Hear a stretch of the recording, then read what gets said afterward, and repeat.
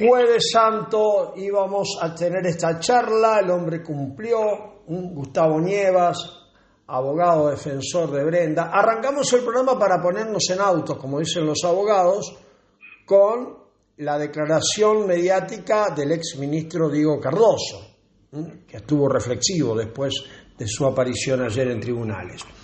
Hola, ¿cómo le va Gustavo Nievas? ¿Qué dice? ¿Cómo anda usted? Buen día, buenas tardes. ¿Todo bien? Todo bien, gracias a Dios, cansado, pero parece que cuando se acaba algo que uno está terminando, el sueño reparador es mucho más profundo. Ayer, si bien el juicio no terminó porque faltan todos los alegatos y la sentencia final, ayer se terminó la recepción de prueba y en los últimos días estuvo signado por la declaración de todos los imputados. El primer día Brenda, después la doctora Gómez Flores, la doctora Asís, el ex secretario de Salud Carvajal, el interventor o instructor del sumario Escudero Salama, y finalmente el ex ministro, razón por la cual Diego Cardoso, razón por la cual ha sido 2 o 3 días de mucha información y de mucha información para decodificar en función de las posturas de cada uno de los diputados. ¿En qué tramo del camino estamos de juicio?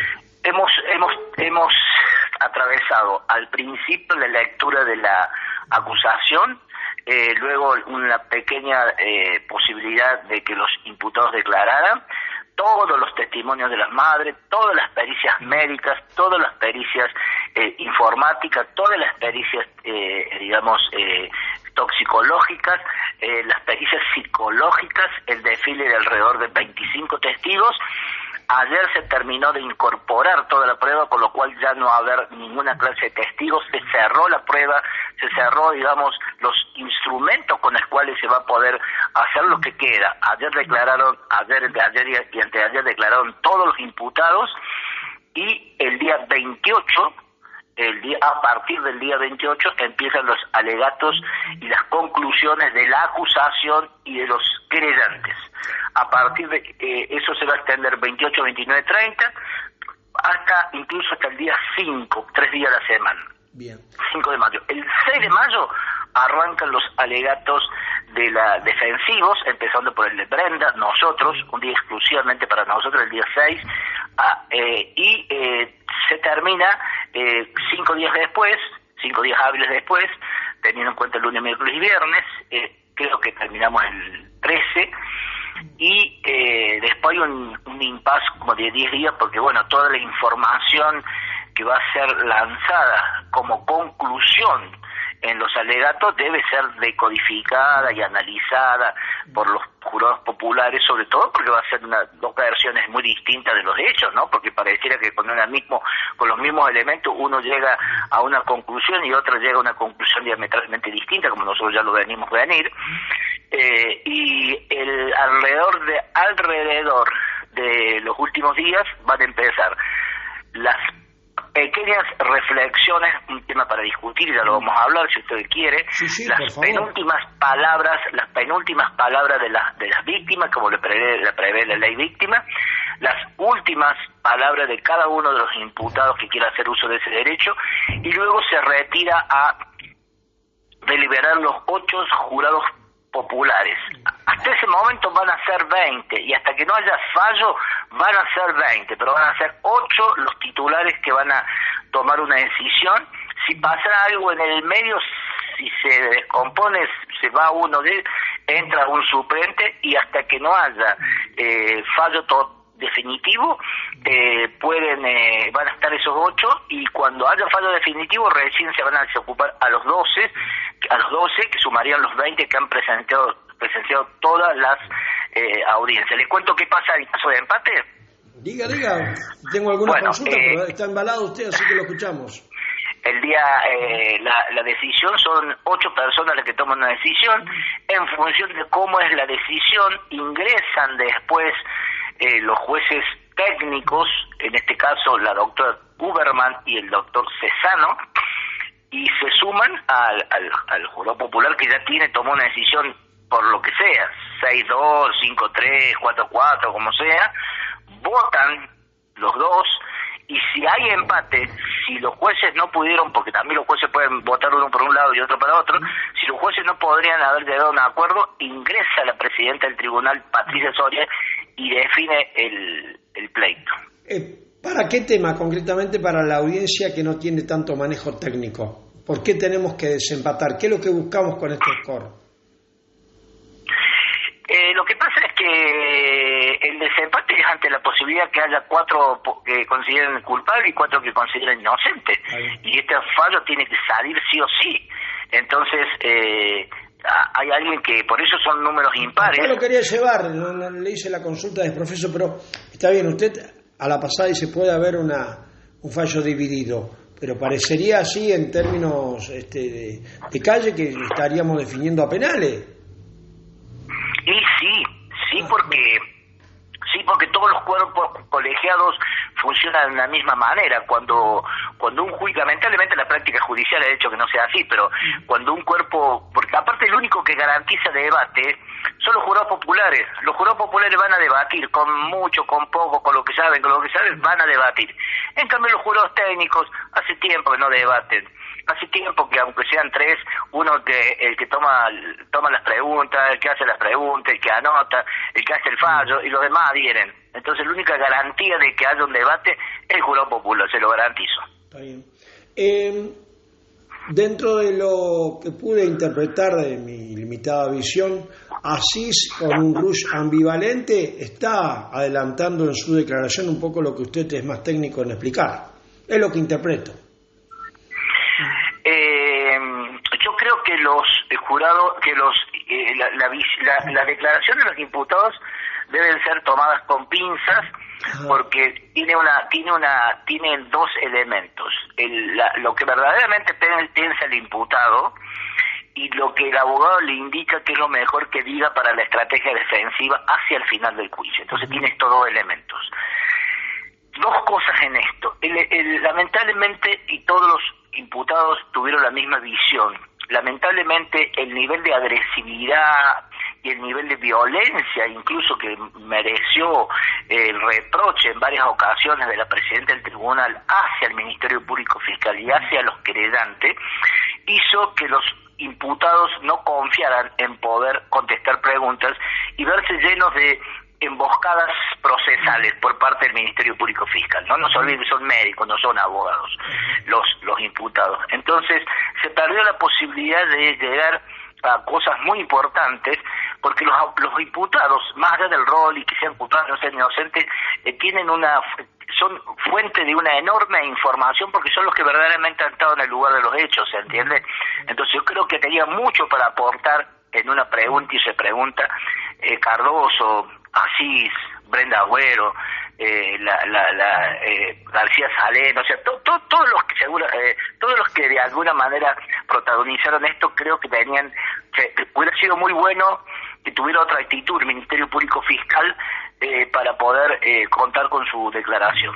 Y la parte mediática se enfoca en el ex ministro de Salud, que no sé si es la figura más determinante de la cosa. Lo que pasa es que como se fue dando el juicio, desde el principio parecía de que el gran objetivo era a definir qué es lo que había pasado, era Cardoso. Y con el correr del juicio, porque el juicio no es una foto, es una película, a partir del juicio se fue determinando poco a poco, estimo yo, de que se le ocultó bastante información al ministro. Como que las cosas buenas o malas se cocinaron en el neonatal, y cuando ya vieron que no podían solucionar el tema, cuando ya era tarde, se fueron a hablar con Cardoso, y que cuando Cardoso le dio indicaciones, aún así, aquel 6 del 6, el 7 del 6, cuando fueron a verlo, aún así no cumplieron la directiva de Cardoso, y se siguieron embarrando en un lodo que, si hubiera sido hecho bien de entrada, era un episodio que merecía ser analizado médicamente, y si no, y sin que impida que se continúe el análisis médico, ir y hacer la denuncia.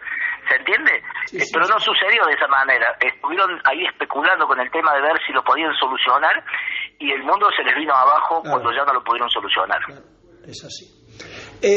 Usted armó un esquema previo como profesional a la altura de la circunstancia antes del inicio del juicio. ¿Qué porcentaje se cumplió de ese esquema? ¿Está conforme? ¿Usted se mira al espejo y se dice, Nievas, llegamos bien, era lo previsto? ¿O se le escapó, se le aflojó alguna pata de esa mesa estructural? No, nosotros tenemos lo que nosotros llamamos en las cátedras de Derecho Procesal la visión estratégica del juicio. Está bien. La visión estratégica del juicio es la mirada larga, a ver qué elementos tengo y cómo me imagino que se van a mover los actores. Pero hubo una previa. Con lo que se llama, claro, sí, es la previa. Y empieza con la teoría del caso. La teoría del caso técnicamente significa la versión del imputado ante la acusación. Nosotros planteamos una versión del acusado en cuanto a la acusación que tenía elementos que ya estaban en el juicio y elementos que surgieron de la propia experiencia nuestra como abogado penalista. Y también como en su momento militante político, ¿no? Yo detecté desde el principio que acá había una mano del gobierno provincial a través del fiscal Garzón, porque todo el mundo sabe que Garzón es un hombre del poder político, más allá que esté trabajando como fiscal. Detecté, Bueno, pero era neonatal también, y era Asís también, y era Cardoso también, si le vamos a meter ese paraguas políticos a la charla. No, ya sé, yo estoy diciendo cómo lo que yo detecté desde afuera cuando recién entraba el expediente. Y después cuando empecé a ver lo que pasaba en el expediente, me di cuenta que no todos los funcionarios funcionaban de la misma manera. Por ejemplo, hay signos que uno tiene que entender. Cuando el 19 de agosto del 2022 el Schiaretti recibe a las mamás y convoca a todos los ministros del área y no lo convoca a Cardoso, leí que le daba una señal al Ministerio Público Fiscal: investiguen hasta Cardoso, de Cardoso para arriba nada, de Cardoso para abajo todo lo que se le ocurre. Y pasó exactamente eso. Es una señal casi mafiosa, pero es lo que sucedió. Por eso termina imputado Cardoso, por eso termina imputado así, por eso termina. Y hay otro detalle que es importante, que nosotros también lo visualizamos en el transcurso del juicio. Cada vez que salió una resolución en contra de Brenda, se agravaba, entre comillas, la situación de los imputados. Y parecía que el fiscal estaba contra todo, pero en realidad lo que quería era generar las condiciones para que en ese supuesto agravamiento se den las condiciones para enviar la causa al fuero anticorrupción, separándola de Brenda. De hecho, cuando en septiembre del 2022 elevó la causa a juicio, le elevó solamente a Brenda, y a los otros le agravó la situación. Y supuestamente eso estaba previsto para regirar el fuero anticorrupción, y todos sabemos que el fuero de la impunidad. La protesta, la denuncia pública, la queja nuestra, más la oposición que presentamos por el control, hizo que el juez de control elevara la causa a juicio todos juntos y que esto se cocinara donde se terminó cocinando, ¿no es cierto? Y posibilitó, gracias a Dios por esa resolución, y también por otra decisión estratégica nuestra, que era estar presente cuando se sorteara la Cámara, que esta causa no cayera en la Cámara Octava, que así como ellos tienen fiscales amigos, tienen cámaras amigas. Entonces, cae por el sorteo de la Cámara Séptima, una Cámara absolutamente democrática y garantista, y se pudo dar el juicio que se terminó dando, solamente desvirtuado desde mi punto de vista, con una actitud absolutamente inquisitiva por parte del Ministerio Público Fiscal, exagerando su rol, y y los querellantes, nadie y demás, trabajando en función de una demanda de $7.300.000 que le han hecho a la provincia. Entonces los muchachos están transpirando la camiseta a ver si pueden cobrar unos pesitos. Claro. ¿Usted sigue sosteniendo como defensor de Brenda que es inocente, es impoluta? Yo creo que, primero creo que Brenda es ontológicamente inocente porque lo dice la Constitución, y lo diría si le imputan a usted, a un hijo suyo o a cualquier persona de Villa General Belgrano y la zona. Gracias a Dios estamos en una república y en una democracia y todo gozado de un Estado jurídico inocente. Segundo, creo íntimamente que Brenda es inocente porque cuando en febrero del 2023 los padres me vinieron a ver, yo le dije, tengo la sospecha que Brenda es inocente y sé cómo opera el poder político en Córdoba en época de elecciones, ¿no? Pero denme un mes que me voy a vigilar la causa. Armé un equipo interdisciplinario con mi estudio y todos, desde el punto de vista médico, psicológico, psiquiátrico, informático, nos pusimos a trabajar sobre la evidencia. Hicimos una reunión 22 días después y dijimos, esta chica es inocente. Y trabajamos en función de esa convicción y creo que la evolución del juicio no solamente confirmó la inocencia de Brenda, sino que desbarató, desmanteló los pocos indicios que el Ministerio Fiscal llegó a juicio. Le pongo un solo ejemplo si tenemos tiempo. Sí. Ellos hablan de indicio de presencia y de oportunidad, como decían, y de conocimiento, como diciendo que Brenda Agüero fue la única persona que estuvo en el centro obstétrico el día que ocurrieron los hechos.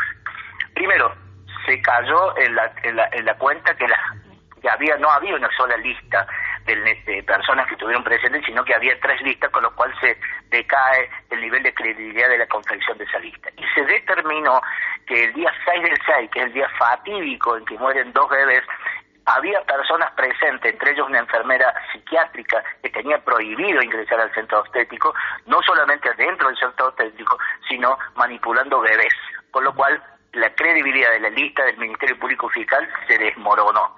Pero al margen de eso se pudo acreditar a lo largo del juicio, cosa que nosotros no sabíamos cuando lo iniciamos, sino que se fue descubriendo de a poco, que el centro obstétrico no tiene ninguna medida de seguridad. Hay una marca de señal de huella digital cuando uno entra al neonatal, pero después, una vez que está en el centro obstétrico, no hay ninguna, o sea, no hay cámaras, no hay nadie que vigile, no hay una traba, no hay alguien que abra la puerta. Cualquier persona con un delantal, una cofia y un barbijo, que en ese momento era obligatorio, podía entrar al neonatal. Usted mismo podría entrar disfrazado. Le preguntó el fiscal a la jefa de enfermera, pero esto significa, en una pregunta del millón que yo no lo hubiera hecho, pero eso significa que una persona disfrazada y con cofia y barbijo, con un ambo de médico que podía ser de cualquier color, o sea, médico, enfermera, y no había identificación. Quiere decir que si cualquier persona disfrazada quisiera haber entrado, hubiera entrado, y la farmacéutica le dijo, sí señor, cualquiera, no había ningún tipo de control. Con lo cual, el índice de presencia, el índice de oportunidad, el índice de conocimiento, se fue. Tengo la pregunta del millón para el final, pero tengo otra antes del final. Dígame. La defensa de Brenda, el dedo índice, ¿hacia dónde va a estar señalando? No lo sabemos. Nosotros que teníamos la esperanza de llegar a la verdad, pero no vamos a poder llegar a la verdad porque los juicios son para analizar, los juicios orales son para analizar pruebas, no son para investigar. Y acá el problema que hubo es que la investigación penal preparatoria estuvo tan enteramente focalizada en Brenda que descuidó un montón de líneas. La más importante, descubrimos a través del juicio de que había una farmacia, una empresa particular llamada San Agustín, una farmacia tercerizada que funcionaba dentro del centro obstétrico y tenía libre acceso al centro obstétrico como todo el mundo, que llevaba y traía remedios. Y me pregunto si eso se hubiera investigado, ¿hubiéramos llegado a la posibilidad de que estuviéramos hablando de remedios experimentales con el poder económico que tiene la industria farmacológica dentro de un hospital público cordobés para usar a los niños como conejillos de indias? No lo sabemos porque no se investigó absolutamente nada. Así que la sociedad cordobesa no va a conocer la verdad.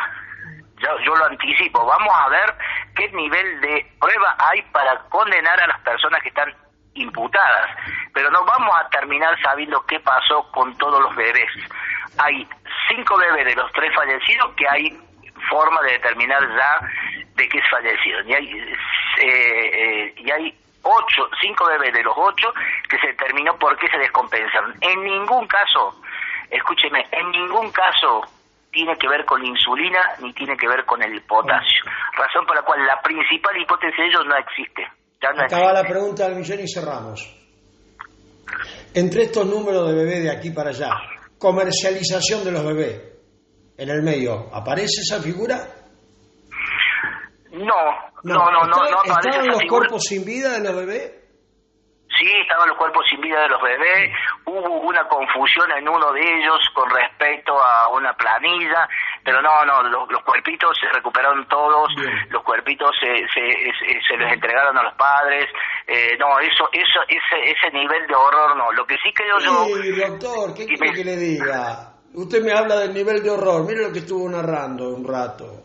Sí. Bueno. Sí, creo yo de que me quedo con el sabor amargo de que me hubiera gustado que hubiera una mejor investigación, no tan politizada y orientada, y hubiéramos podido llegar a la verdad. La sociedad de Córdoba se va a quedar sin saber la verdad. ¿Qué más quiere que ese título? Sí, así es. La sociedad de Córdoba nos vamos a quedar con esa incertidumbre. Gracias, siempre gentil, la seguimos. Un abrazo. Saludos a todos. Tremenda entrevista. Aquí está la palabra del abogado defensor de Brenda Agüero. Cambió el escenario, ¿no? Desde el inicio de este larguísimo recorrido judicial contra la figura de la enfermera. Valió la pena escucharlo al abogado defensor Nievas. Porque, bueno, hay una fuerte contradicción entre los Nagy y los Nievas. Y no vamos a saber la verdad como integrantes de la sociedad de Córdoba. ¿Qué pasó con la muerte de los bebés en el neonatal? Seguimos.